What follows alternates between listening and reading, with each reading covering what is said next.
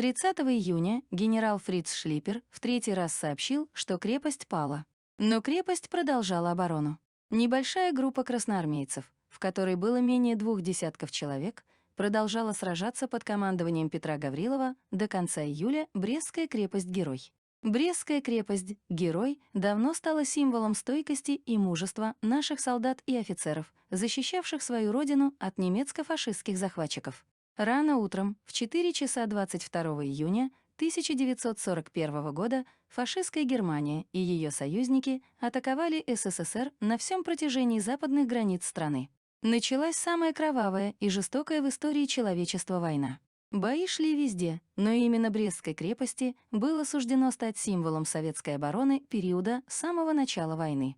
Само строительство укреплений крепости началось еще в 1833 году. Автором проекта был известный военный инженер и топограф генерал Карл Иванович Аперман при участии генерала Малецкого и полковника Фельдмана. В течение 3 лет проводились земляные работы, делались насыпи и копались рвы. В 1836 году приступили и к непосредственному строительству стен и укреплений. Строения старого Брест-Литовска были в основном снесены, а новый город был построен восточнее в нескольких километрах от возводимой крепости. К 1842 году была построена основная цитадель и 3 вспомогательных защитных укрепления. По тем временам это было внушительное военное сооружение. Мощные казармы из красного кирпича имели стены толщиной в метр. Земляные валы с оборудованными в них казематами достигали 10-метровой высоты. Внутри крепости располагалось 500 казематов, в которых могла расположиться целая армия, 12 тысяч человек. Цитадель находилась на острове между Муховцом и Бугом. При помощи выкопанных рвов водой окружили и 3 укрепления — Кобринское, Тиреспольское, Западное и Волынское, Южное. Всего в крепость вели 8 ворот. В настоящее время сохранилось 5 из них — Холмские, Тиреспольские, Северные, Александровские, Северо-Западные и Южные. Шло время.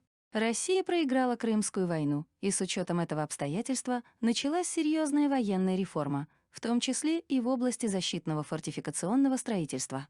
В 1864-1888 годах крепость была реконструирована, окружена кольцом фортов общей протяженностью в 32 километра. Автором реконструкции был военный инженер И. Татлебен.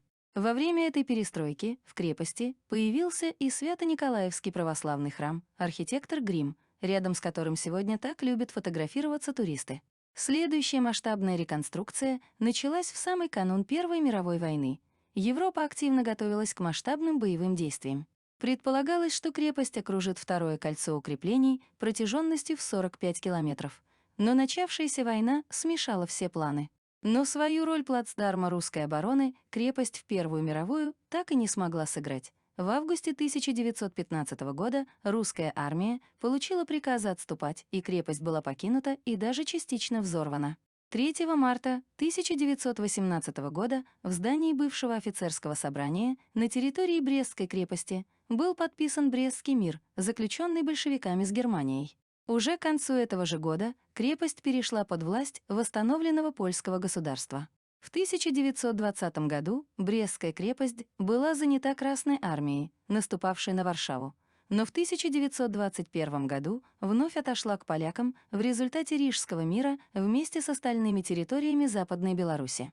В 1930-е годы крепость использовалась польскими властями в качестве политической тюрьмы.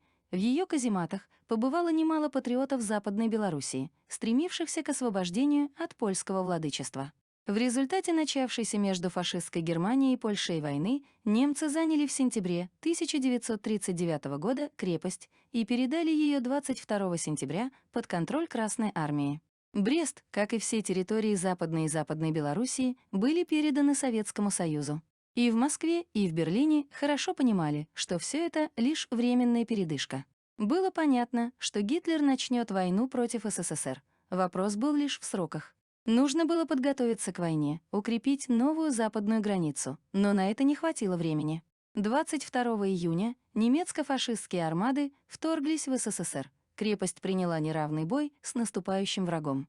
Фашисты планировали овладеть крепостью в течение нескольких часов, Но в итоге оборона продолжалась непосредственно перед началом наступления. Немцы провели массированную артподготовку, в результате которой были уничтожены коммуникации и, что особенно важно, разрушен и выведен из строя водопровод.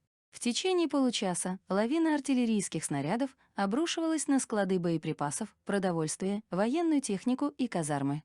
Наступление вели силы группы армий «Центр», 3 стрелковые дивизии 12-го корпуса 4-й армии, 45-я дивизия пехоты, плюс часть подразделений 31-й пехотной дивизии, 34-я пехотная дивизия и 2 танковые дивизии 2-й танковой группы. Остальные части 31-й дивизии охватили крепость с флангов. Только в 45-й дивизии было 17 тысяч солдат и офицеров вермахта. Всего же, принимая во внимание общую численность немецких войск на данном направлении, крепость атаковали примерно 60 тысяч военнослужащих. Им противостояли всего 8 тысяч красноармейцев и командиров. В крепости на момент фашистского наступления находилось 7 стрелковых батальонов, батальон разведки, 2 артиллерийских батареи, отдельные подразделения 6-й и 42-й стрелковых дивизий, пограничники, 33-й отдельный инженерный полк, 132-й батальон НКВД и некоторые другие малочисленные подразделения. Кроме того, в Брестской крепости находилось около 300 женщин и детей из семей военнослужащих. Немцам почти сразу же удалось разделить гарнизон на отдельные, не связанные между собой группы. Около половины красноармейцев и командиров Брестского гарнизона смогли выйти из крепости, вывести раненых, небольшую часть военной техники и отойти на соединение с другими отступающими частями. Остальные защитники крепости продолжили сопротивление. К 9 утра крепость была полностью окружена. Фашисты прорвались через мост у Тираспольских ворот и заняли 2 здания в центре цитадели. В то же время началось наступление на Брестские и Холмские ворота, Кобринское и Волынское укрепления. В яростной контратаке красноармейцы выбили фашистов из занятых ими зданий, очистили от немцев цитадель и взяли под контроль мост через Западный Буг. Тираспольское укрепление защищали пограничники шофёрских курсов под командованием старшего лейтенанта Ф. Мельникова и лейтенанта Жданова, транспортной роты 17-го погранотряда под командованием лейтенанта А. Чёрного, саперный взвод, ветеринарный лазарет и участники сбора физкультурников. Несмотря на всю разношерстность обороняющихся, им удалось поначалу почти полностью очистить свою зону обороны от прорвавшихся фашистов, но нехватка боеприпасов привела к тому, что в итоге они не смогли удержаться на позициях, и в ночь с 24 на 25 июня остатки защитников Тираспольского укрепления форсировали Западный Буг и присоединились к защитникам цитадели и Кобринского укрепления. Фашисты нанесли основной удар по Холмским воротам и, прорвавшись, смогли соединиться с немецкой штурмовой группой в цитадели. В расположении госпиталя оборону организовали батальонный комиссар Н. Богатеев и военврач 2-го ранга С. Бабкин. Оба командира погибли в бою. Немецкие автоматчики убивали больных и раненых. Драматично протекала и оборона Волынского укрепления. В развалинах зданий красноармейцы и медперсонал сражались до конца. Погибли медсестры Вера Хорецкая и Евдокия Равнягина, которые своими телами закрывали раненых. Многие командиры были убиты, вместо них командование приняли политруки или красноармейцы, не имевшие опыта руководства. Немцы ввели в бой резервы и дополнительную боевую технику, но перелома так и не смогли добиться. Защитники крепости отбили 22 июня 5 фашистских атак. Только 45-я дивизия врага к вечеру 22 июня потеряла 21 офицера и 290 солдат. Командующий этой дивизией генерал Фриц Шлиппер был шокирован количеством потерь, которые не шли ни в какое сравнение с потерями фашистов во время польской кампании. Лишь к исходу дня немцам удалось занять часть казарм между Тираспольскими и Холмскими воротами, а также в районе Брестских ворот. В цитадели, которая была самым крупным узлом обороны, к концу дня 22 июня сформировалось командование. В районе Тираспольских ворот обороной руководил начальник 9-й погранзаставы Кижеватов. На следующее утро 23 июня немцы вновь начали массированную артподготовку. В атаку пошли немецкие танки. Бой продолжался весь день. Вечером фашисты прекратили огонь и через звукоусиливающие установки призвали защитников крепости сложить оружие. Часть больных, раненых, медперсонала и даже детей, которых удалось схватить, фашисты использовали 23 июня в качестве живого щита, выставив их впереди своих автоматчиков при очередной атаке на Холмские ворота. Но те, кого фашисты гнали перед собой, кричали оборонявшимся: «Стреляйте, не жалейте нас!». 24 июня фашисты массово применяли взрывчатку, жгли укрывшихся за стенами защитников огнеметами. Плавился даже кирпич. Шлиппер сообщил, что крепость занята, но в цитадели на совещании командиров и политработников обсуждали вопросы организации дальнейшей обороны. Был отдан знаменитый приказ номер 1, согласно которому командование возлагалось на капитана Зубачева, а его заместителем назначили полкового комиссара Фомина. Но они смогли возглавить оборону только в цитадели, не имея связи с другими подразделениями. В районе Северных ворот в течение 2 дней оборону держали красноармейцы из разных подразделений под руководством командира 44-го стрелкового полка майора П.М. Гаврилова. 24 июня защитники северной части главного вала перешли в Восточный форт. Гаврилов сумел сплотить часть гарнизона, около 400 человек, и наладил оборону. Там находились красноармейцы 393-го отдельного зенитно-артиллерийского дивизиона, транспортная рота 333-го стрелкового полка, учебная батарея 98-го отдельного противотанкового артиллерийского дивизиона и бойцы некоторых других частей. Были организованы наблюдательные и командные пункты, налажено взаимодействие отдельных участков обороны. В земляных валах прорыли окопы, установили пулеметные точки. Форт стал практически неприступным. Сами фашисты отмечали, сюда нельзя было подступиться, имея только пехотные средства, так как превосходно организованный ружейный и пулеметный огонь из глубоких окопов и подковообразного двора скашивал каждого приближающегося. Через 2 дня, 26 июня, около 150 красноармейцев под командой лейтенанта А. Виноградова предприняли попытку с боем выйти из крепости. Виноградову и еще 12 бойцам удалось все же вырваться. Но уже вечером того же дня они были вновь окружены фашистами. Виноградов попал в плен. Тем временем Восточный форт продолжал держать оборону. Полностью блокировав обороняющихся, фашисты решили голодом и жаждой вынудить защитников прекратить сопротивление. Немцы проводили по 6-8 атак в день.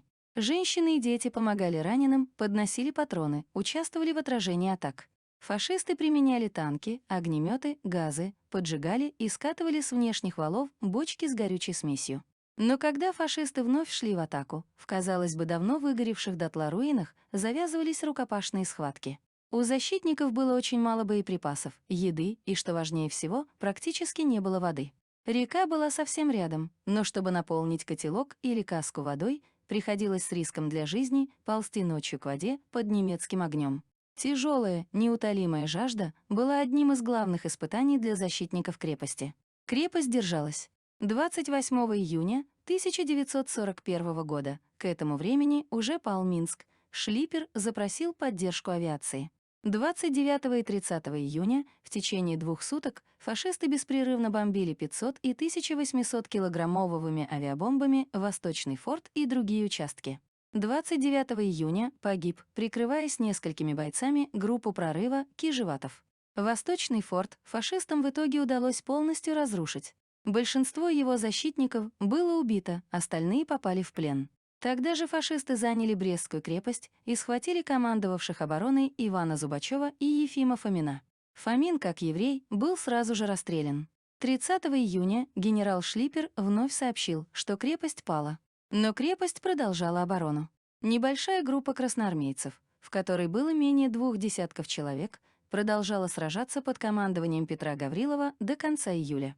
23 июля Гаврилов попал в плен. Но выстрелы звучали и позже. Неизвестные уцелевшие защитники продолжали легендарную оборону. Фашисты заплатили за взятие Брестской крепости большую цену. Только 45-я дивизия вермахта потеряла 482 человека убитыми и 1000 ранеными, в то время как за всю польскую кампанию потери составили 158 человек убитыми и 360 ранеными. В своем докладе генерал Шлиппер писал: «В Бресте русские воевали с невероятным упорством, показали отличную подготовку пехоты и выдающуюся волю к сопротивлению». На стенах крепости умирающие красноармейцы и командиры оставляли прощальные надписи: «Я умираю, но я не сдаюсь. Прощай, Родина». 20 июля 1941 года мы умрем, но не имеем права покидать крепость. Нас было 5: Седов, Грутов, Боголюб, Михайлов, Селиванов. Мы приняли первый бой 22 июня 1941 года. Умрем, но не уйдем отсюда. 26 июня 1941 года нас было 3, нам было трудно, но мы не пали духом и умираем как герои, умираем не срамя.